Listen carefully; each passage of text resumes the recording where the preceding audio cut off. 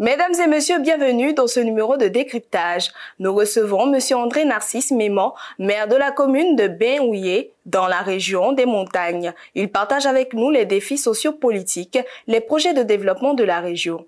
M. André Narcisse Mémon, bienvenue sur Africa 24. Monsieur le maire, avec une population d'environ 30 797 habitants, comment appréciez-vous depuis votre prise de fonction l'évolution de Benouillé en matière d'infrastructures routières, scolaires, sanitaires et électriques? La population aujourd'hui est en nette progression et je pense que de 2021 jusqu'à aujourd'hui, il y a dû y avoir, n'est-ce pas, eu certainement un changement. En hausse, bien entendu, et ce qui nous impose, n'est-ce pas, de prendre en compte ces aspects et de réaliser les infrastructures pour répondre aux attentes de cette population qui est de plus en plus nombreuse. Et dans ce cadre, en ce qui concerne les infrastructures routières, nous sommes aujourd'hui très heureux que le projet de bitumage du tronçon tout le plus zoanien qui passe par Benouillé puisse, n'est-ce pas, se réaliser. Ça se réalise aujourd'hui. C'est avec beaucoup de joie que nous-mêmes, élus et les populations, nous voyons ce chantier qui est l'œuvre du chef d'État, son Excellence M. Alassane Ouattara, et ne cessons pas de lui exprimer notre reconnaissance pour cela. À côté de ça, nous-mêmes, au niveau de la commune, nous sommes conscients qu'il y a des défis, n'est-ce pas, des défis en termes de santé, en termes d'école, en termes d'infrastructures, d'adduction en eau potable, etc. Et nous faisons le nécessaire pour répondre à toutes ces attentes des populations dans ces différents domaines. En 2016, la commune de Benouillé affichait un budget d'environ 150 millions de francs CFA, un montant modeste au regard des besoins locaux. Face à la faiblesse des dotations de l'État, quelle stratégie concrète avez-vous mise en place pour accroître les ressources propres de la commune? C'est véritablement le défi parce que les ressources propres de la commune, c'est d'abord l'activité économique dans la région. Et comme je viens de l'indiquer, nous sommes une commune enclavée du fait qu'il n'y a pas de route bitumée, mais cela est en train d'être fait et nous espérons qu'à la fin de ce programme, ce projet très important, il y aura une sorte d'attractivité économique de notre localité, toute chose qui va avoir une répercussion sur les ressources propres de la commune. Mais avant, nous-mêmes, nous initions un certain nombre d'actions, n'est-ce pas, d'activités, de construction, d'activités économiques qui pourraient susciter, n'est-ce pas, nous permettre d'engranger des ressources propres nécessaires. C'est pourquoi aujourd'hui, le budget, pour être en accord avec vous, est tributaire, n'est-ce pas, des subventions de l'État. C'est une situation que nous devons corriger et tout est mis en œuvre pour que d'ici quelques années, cela puisse être fait. Vous avez choisi de diriger la commune sous la bannière du Rassemblement des Oufettistes pour la démocratie et la paix. Qu'est-ce qui a motivé ce choix politique et comment les valeurs du RHDP, paix, solidarité et développement inclusif s'inscrivent-elles dans votre vision pour Benouillé? Bon, en fait, est-ce qu'on peut parler de choix véritablement? Parce que en tant que militant du RHDP, c'était naturel que je puisse candidater sous la bannière de ce parti politique. Ceci étant dit, je suis heureux de pouvoir bénéficier de la confiance et des populations et des conseillers municipaux et bien entendu de mon parti politique qui, n'est-ce pas, m'a permis d'être candidat aux élections de 2023, pardon. Et je pense que c'est véritablement un honneur, mais aussi, pour répondre de façon plus précise à votre question, Benouillé a besoin de paix et de sécurité. Voilà. Donc là où on parle de rassemblement, de paix, nous en avons besoin. Benouillé a aussi besoin de cohésion. Parce qu'on a dit tout à l'heure, la population est en nette progression du fait de l'attractivité de notre localité par ses avantages en matière forestière et tout ça. Cela attire beaucoup de personnes dans le domaine agricole. Et donc, il y a des frères de la CEDEAO, il y a des ethnies d'autres régions qui viennent et donc c'est une population cosmopolite. On a besoin de paix, de sécurité, on a besoin de cohésion sociale. Et tout cela est porté par le président de la République et son parti qui promeuvent, n'est-ce pas, l'idéal de la Côte d'Ivoire solidaire. Quels sont vos principaux projets à long terme pour la commune et quel impact attendez-vous pour les habitants? Nos projets à long terme sont inscrits dans notre document de planification stratégique que nous avons réalisé en 2022, notamment le plan stratégique de développement local et le plan d'urbanisme directeur. À travers ces deux documents, nous sommes donnés, n'est-ce pas, une vision. Voilà, notre vision, si on peut ainsi dire, c'est de faire de Ben-Ouyé un territoire durable. Donc la question de l'environnement, la question de la protection et de la lutte contre les changements climatiques est une question qui nous préoccupe. Ensuite, nous avons aussi pour ambition de faire en sorte que Ben-Ouyé devienne un pôle agroéconomique moderne.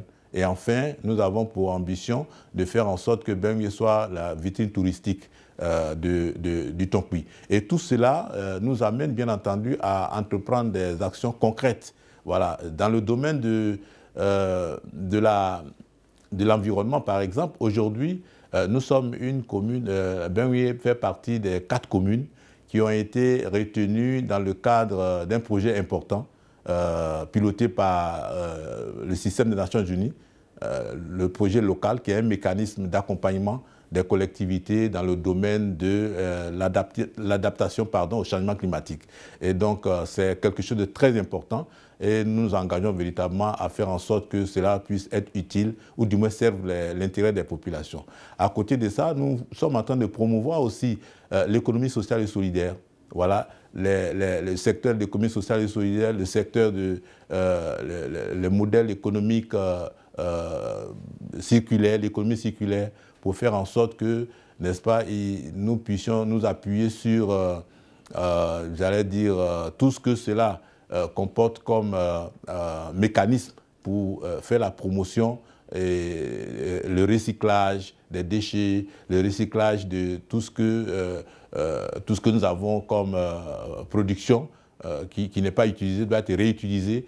Et c'est véritablement les chantiers que nous explorons pour faire en sorte que véritablement les questions d'employabilité des femmes et des jeunes soient prises en compte. Comment se passent vos rapports avec les cadres politiques de tous partis confondus dans la région? La collaboration est-elle effective malgré les différences partisanes? D'abord, il faut dire que je suis maire et donc je conduis une équipe municipale. Et depuis 2000, vous savez qu'une équipe municipale, c'est la collégialité. Voilà, ça voudrait dire que au sein de l'équipe municipale, toutes les sensibilités sont représentées. Nous avons les représentants des partis comme le PPACI, certains indépendants, etc. Donc déjà, de ce fait-là, nous collaborons. Voilà. Ensuite, j'ai indiqué tout à l'heure que nous avons élaboré un plan stratégique de développement en 2022. Et dans son élaboration, ces documents, ces documents, n'est-ce pas, ont été faits dans un cadre participatif. Et tous les partis politiques, tous les cadres des différents partis politiques y ont pris part.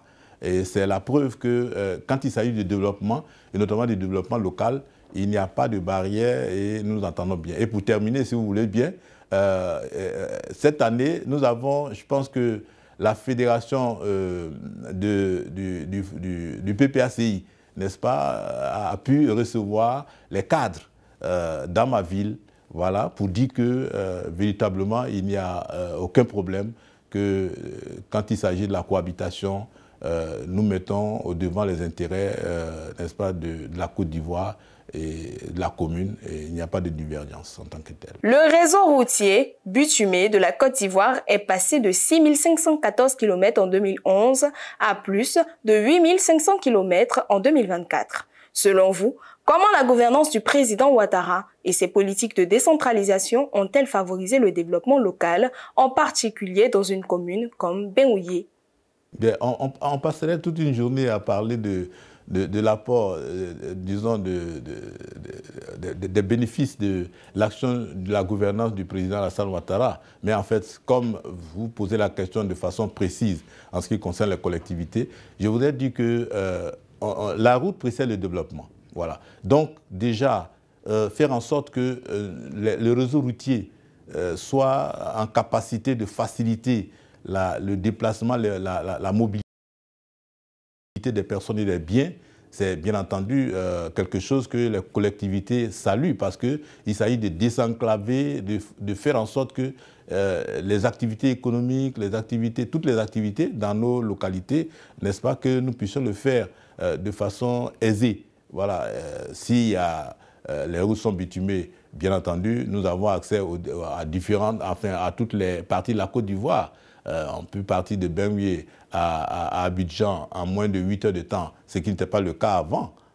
Voilà, donc je pense que ce sont des infrastructures dont nous avons besoin. Et comme on le dit, la route précède le développement. Et le développement des localités, des collectivités, effectivement, nous en avons effectivement besoin parce que sans cela, nous sommes enclavés, sans cela, nous sommes difficiles d'accès. Or, si on est difficile d'accès, le développement viendra difficilement. À l'approche des élections locales de 2028, envisagez-vous de briguer un nouveau mandat à la tête de la commune et quelles priorités guideront votre candidature? Vous m'amenez à me prononcer sur quelque chose qui va se passer dans 3 ans. Parce que 2028, c'est pas... Oui, c'est vrai, on dira, c'est pas loin, mais c'est quand même c'est 3 ans quand même. Mais cependant, je vous ai dit que le choix, disons la décision ou le choix d'un candidat, il y a 2 facteurs. Hein, voilà. Il y a d'abord les populations. Est-ce que les populations sont en phase avec notre projet, avec nos ambitions? Je pense que pour ce que nous voyons sur le terrain, nous pensons que les populations sont véritablement en phase avec nous. Il y a aussi le deuxième aspect, c'est le parti politique.